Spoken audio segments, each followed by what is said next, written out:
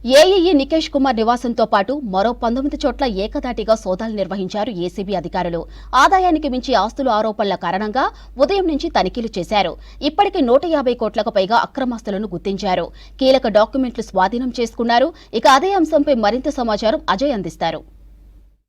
Irrigation శాఖలో సస్పెన్షన్లో ఉన్నటువంటి assistant executive engineer Nikesh Kumar నివాసంతో పాటు మొత్తం 20 చోట్ల కూడా ఈరోజు ఉదయం నుండి ఏసీబీ అధికారులు సోదాలు నిర్వహించారు. సోదాల్లో భాగంగా చాలా కీలకమైన డాక్యుమెంట్స్తో పాటు నికేష్ కుమార్ సంబంధించి అతనిపైన ఉన్న ఆరోపణలు, అక్రమాస్తుల్ని కూడబెట్టుకున్నాడు, ఆదాయానికి మించిన ఆస్తులు ఉన్నాయనే దానిపైన పూర్తి స్థాయిలో అటు డాక్యుమెంట్ కలెక్షన్తో పాటు బ్యాంక్ సంబంధించిన స్టేట్మెంట్స్ అన్నింటినీ కూడా అధికారులు పరిశీలించారు. నికేష్ కుమార్ నివాసము బల్లగూడ జాగిరిలో ఉన్నటువంటి నికేష్ కుమార్ నివాసంతో పాటు అతని బంధువులు, అతని క్లోజ్ అసోసియేట్స్, ముఖ్యంగా బినామీల పేరు మీద పెద్ద మొత్తంలో కూడా ఆస్తులన్నింటినీ కూడా చేశాడు, రిజిస్ట్రేషన్ చేయించాడు అనే ఆరోపణలు కూడా ఉన్న క్రమంలో మొత్తము అటు నికేష్ కుమార్ నివాసము, అతని బంధువులు, బినామీలకు సంబంధించి మొత్తము 20 ప్లేసెస్లో రాష్ట్ర వ్యాప్తంగా కూడా ఏసీబీ అధికారులు సోదాలు నిర్వహించారు. ఇప్పటివరకు అయితే ఏసీబీకి సంబంధించి అధికారులు ఒక అఫీషియల్ ప్రెస్ రిలీజ్ కూడా ఈ దాడులకు సంబంధించి నికేష్ కుమార్ అక్రమాస్తుల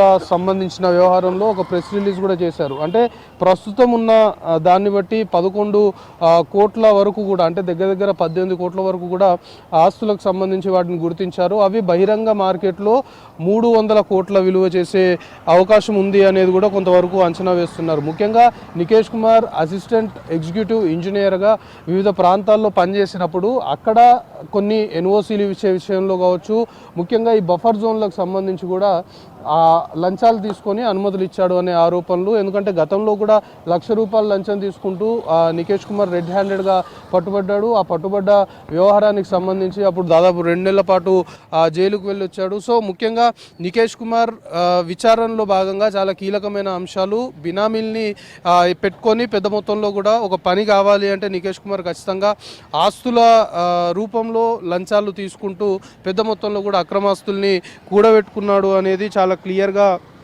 అధికారులు ఎస్టాబ్లిష్ చేశారు. సో మొత్తానికి ఏసీబీ అధికారుల సోదాల్లో చాలా కీలకమైన అంశాలు, నికేష్ కుమార్ సంబంధించి ఆదాయానికి మించిన ఆస్తుల విషయంలో చాలా కీలకమైన అంశాలు కూడా తెరపైకి వస్తున్న పరిస్థితి. ఒక విధంగా నికేష్ కుమార్ పెద్ద మొత్తంలో కూడా ఆస్తుల్ని కూడా పెట్టుకున్నాడు అనే దానికి సంబంధించి అతని డాక్యుమెంట్స్ అనుకోవచ్చు, లేకపోతే బ్యాంక్ సంబంధించిన ఇతరేతర స్టేట్మెంట్స్ అన్నింటినీ కూడా అధికారులు పరిశీలించారు. కొల్లూరు ప్రాంతంలో దాదాపు 15 ఎకరాల అగ్రికల్చర్ ల్యాండ్ని కూడా ఇప్పటికే అధికారులు గుర్తించినట్లు మనకు సమాచారం అందుతుంది. అట్ ది సేమ్ టైం ఖరీదైన విలాసవంతమైన విల్లాలు, మొయినాబాద్లో 3 ఫామ్ హౌస్లు, దాంతోపాటు ఇతరేతర ప్రాంతాల్లో ఖరీదైన విలాసవంతమైన విల్లాలు కూడా బినామీల పేరు మీద నికేష్ కుమార్ దాన్ని మొత్తం కూడా రాయించుకున్నట్లు కూడా కొంతవరకు సమాచారం అందుతుంది. అంతేకాకుండా కోట్ల రూపాయల ట్రాన్సాక్షన్, ఎస్బీఐ బ్యాంకులో కోట్ల రూపాయల ట్రాన్సాక్షన్స్ కూడా అతను నిర్వహించినట్లు ఏసీబీ అధికారుల సోదాల్లో భాగంగా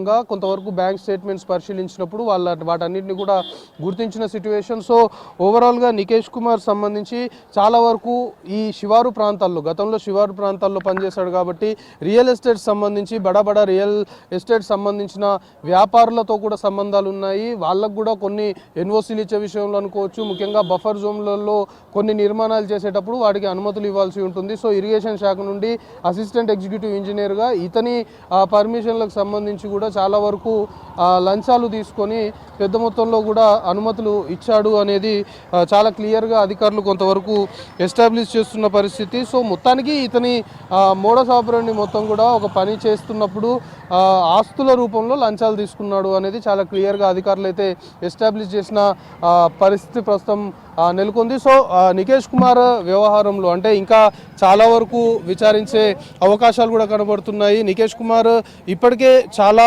ప్లేసెస్లో కూడా ల్యాండ్స్ కూడా పెట్టుకున్నాడు, తన బంధువులు కావచ్చు లేకపోతే బినామీల పేరు మీద వాటన్నిటిని కూడా రాయించుకున్నాడు అనేది చాలా క్లియర్గా ఎస్టాబ్లిష్ చేయడంతో పాటు అధికారులు బ్యాంక్ స్టేట్మెంట్స్ అనుకోవచ్చు, ఇతరేతర కీలకమైన డాక్యుమెంట్స్ అన్నింటిని కూడా పరిశీలించిన తర్వాత అతని ఆస్తులకు సంబంధించిన వివరాలకు సంబంధించి దాదాపు 17 కోట్లకు పైగా 17 కోట్లకు పైగా ఉంది. అది మార్కెట్ సంబంధించిన వాల్యూకి వస్తే అది చాలా వరకు ఎక్కువ ఉండే అవకాశాలు ఉన్నాయనేది కూడా ఏసీబీ అధికారుల విచారణలో ఏసీబీకి సంబంధించి ఇప్పటివరకు కలెక్ట్ చేసుకున్న డాక్యుమెంట్స్ అనుకోవచ్చు, బ్యాంక్ సంబంధించిన స్టేట్మెంట్స్ అనుకోవచ్చు, ఇతరేతర కీలకమైన ఎవిడెన్స్ని బట్టి పూర్తి స్థాయిలో ఏసీబీ అధికారులు ఇప్పటివరకు నికేష్ కుమార్ వ్యవహారానికి సంబంధించి ఎస్టాబ్లిష్ చేసిన పరిస్థితి నెలకొంది. కెమెరా పర్సన్ రమేష్తో కలిసి అజయ్ V6 న్యూస్, హైదరాబాద్.